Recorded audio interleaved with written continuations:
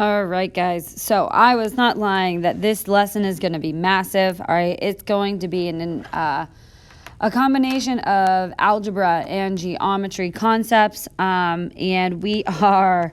If you notice the space that I've provided for each question, these are going to fill them up. All right. So if you did not watch the section 3.3 and 3.4 notes and you are not feeling positive or confident about it, then you need to definitely put in some work ahead of these notes, all right, because we use it all in this, okay? So let's go ahead and start with this vocabulary term. So what I'm trying to define here is the distance between a point and a line, okay? So here's the definition. So what's going on with the distance from a point to a line, it is the length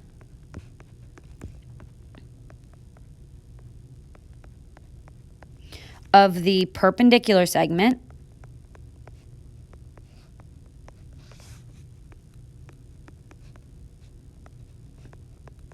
connecting the point with a line.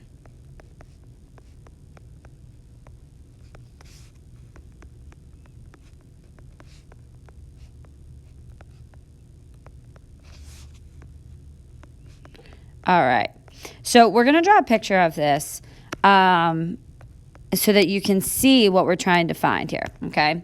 So let's actually start with a point. Let's put the point like right here, all right, in this top left corner. And then let's draw a line, all right, so that it's kind of slanted going this way.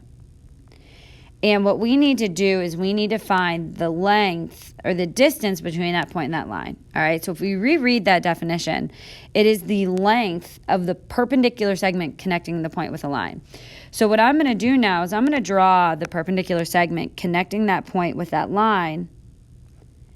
And this length then, all right, the length of that line right here, of that segment, is going to be the distance between that point and that line, okay? So if we start with example 1, this is like pretty easy because it says draw the segment that would be perpendicular given the following criteria. So I'm actually going to start with the second one. All right, it says so C to AB, all right? So if I would draw that perpendicular segment, it would literally just come straight down, all right, so that it's intersecting, all right, with AB. But the first one's actually a little bit different because if I try to draw it within that parallelogram or within that trapezoid, it wouldn't work, right? So what we're going to do is we're going to extend out, all right, that AB so that it is, kind of extending out into a line. And then that perpendicular segment is actually going to be on the outside, all right, of that figure. Okay, so we're going to start with example 2, and I included a coordinate plane so that we could kind of see what's going on here, okay? Now, here's the deal, though. The key to being successful in this lesson is that I'm going to label, like, each step, okay? And you need to do that as well because when you're going back and trying to do these questions on your own, you need to know like what each step entails. And that's going to be just really organized notes, okay? You're not going to have this coordinate plane, all right, there with you. So you need to make sure that you are very, very, very clear on your notes, okay? So here we go. So let's look at this first example. It says line M contains points -5, 3 and 4, 6. Let's plot those points, okay? So I'm going to go down here, and I have -5, 3, and I have 4, -6. And I'm going to go ahead and connect those points to make a line. Okay, so this is line M.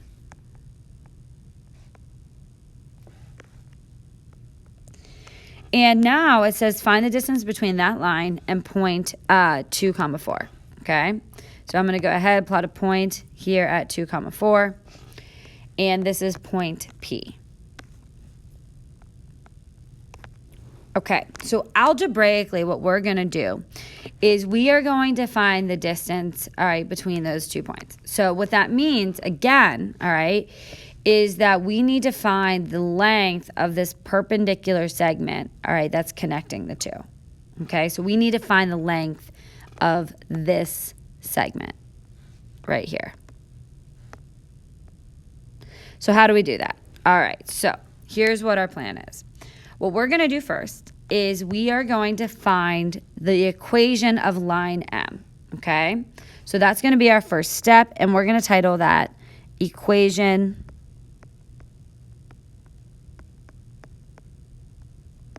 of line M.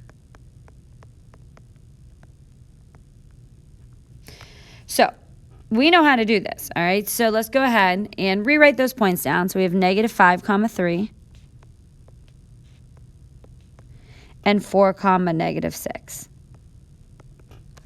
So we need to first start by finding the slope. So we do negative 6 minus 3 all over 4 minus a negative 5, which turns into plus 5, which means that I have negative 9 over 9, which means that my slope is negative 1. And so from there, I'm going to pick a point, plug it into point slope form. So I'm going to have y minus 3 equals negative 1 times x plus 5. All right, I'm going to distribute that negative 1 through. So I'm going to have y minus 3 equals negative 1x minus 5. And then I'm going to add that 3 over. So I'm going to have y is equal to negative 1x minus 2. And I'm going to highlight that so I know to come back to it, okay? So before we keep going on, let's really just kind of look at what we're trying to find. So what we need to find here, guys, all right, is this point right here so that we can find the distance between that two, right? So we can use our distance formula, okay? So in order to do that, all right, we need to first find the equation of line M, which we did, all right? But we also need to find the equation of this perpendicular point, all right, this perpendicular line. So how do we do that? Well, we know that that line has to be perpendicular, all right, to line M, right? We know that because of the definition of the distance from a point to a line. So that means that this line right here, this gray line that I highlighted, all right, it has to be perpendicular to line M. So let's go ahead, and we're now going to find the equation that is perpendicular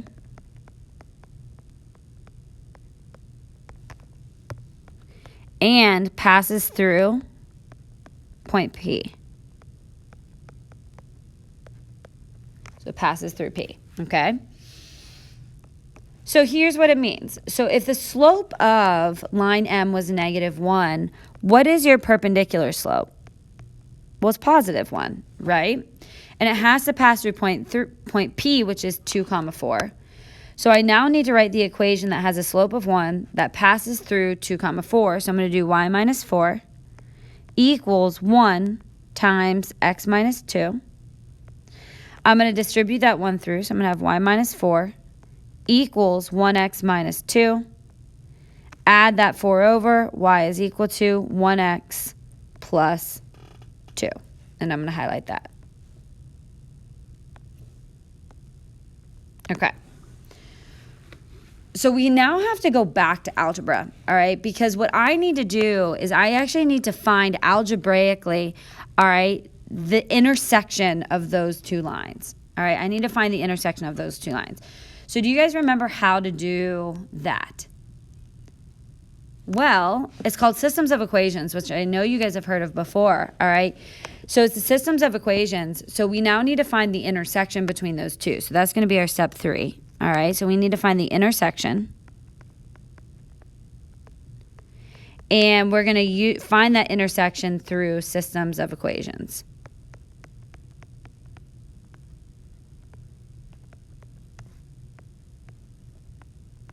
Okay, now there's 3 different ways, all right, of doing systems of equations. One of the ways is through, it's called elimination, where you eliminate one of the variables.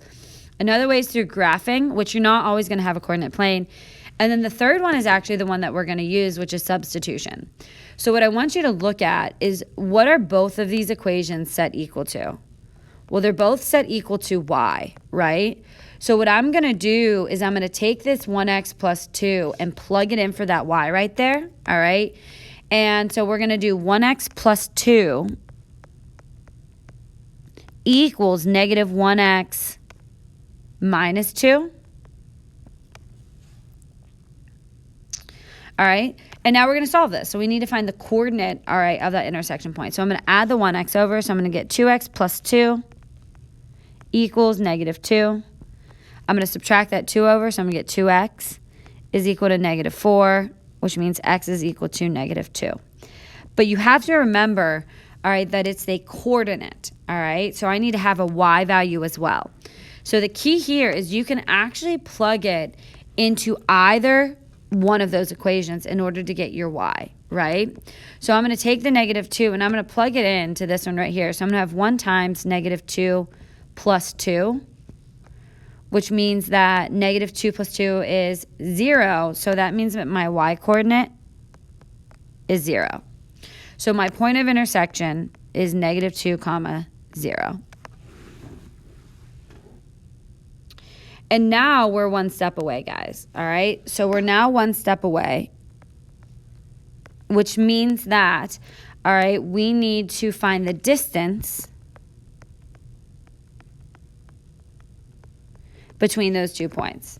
So I need to find the distance between 2 comma 4 and negative 2 comma 0.